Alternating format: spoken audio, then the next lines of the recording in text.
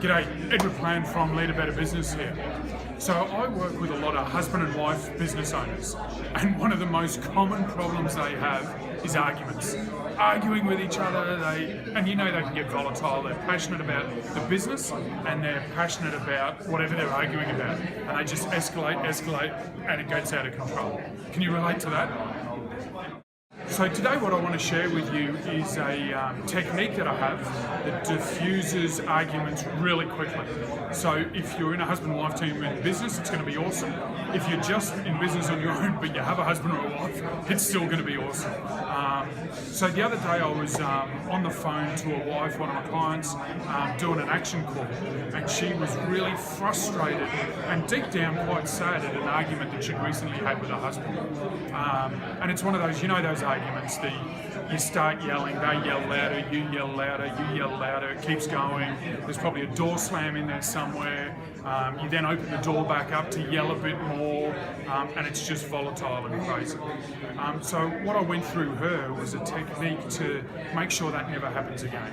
And I thought you'd get some value out of it today, so I wanted to share it with you.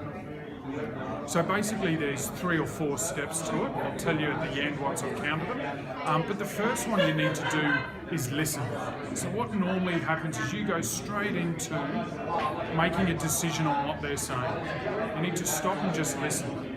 The second part is you need to, instead of going back and answering or arguing or saying, no, that's wrong, that's rubbish, you need to stop and go, hang on, was that what you said? And you just need to say it back to them. So just communicate back to them what you've heard.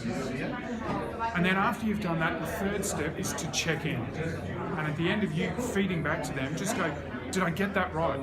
And that gives your partner the opportunity to go, no, you've completely missed it. Or, yeah, that's what I was saying, yeah. And then you've paused it, you've both got an understanding.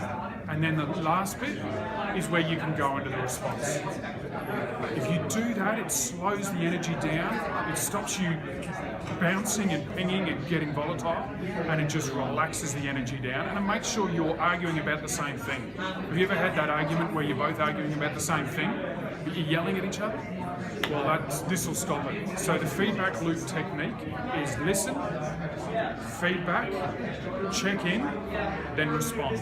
If you do those 4 things, I guarantee your arguments will be a lot better, a lot more structured, you'll get a better result for both of you, and you'll have a happier relationship at the end. So that's all I've got time for. But what I want to know from you before I take off is just put it in the comments below and we'll continue the conversation there.